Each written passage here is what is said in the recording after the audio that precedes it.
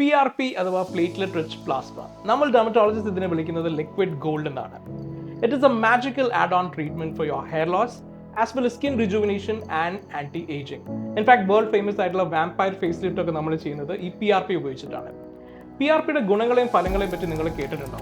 പക്ഷേ ഈ PRP എങ്ങനെ പ്രിപ്പയർ ചെയ്യുന്നത് കണ്ടിട്ടുണ്ടോ? നമ്മുടെ ബ്ലഡിൽ നിന്നും PRP എങ്ങനെ വേർതിരിച്ചെടുക്കുന്നു എന്ന് നമുക്ക് നോക്കാം.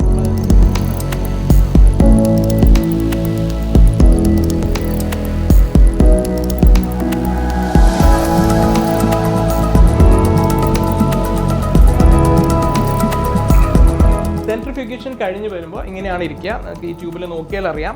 താഴെ അടിഞ്ഞിരിക്കുന്നത് നമ്മുടെ ബ്ലഡിലുള്ള റെഡ് ബ്ലഡ് സെൽസും മറ്റു കോശങ്ങളുമാണ്. അതിന് മുകളിൽ കാണുന്നത് ചെറിയ ജെൽ സെപ്പറേറ്റർ ആണ്.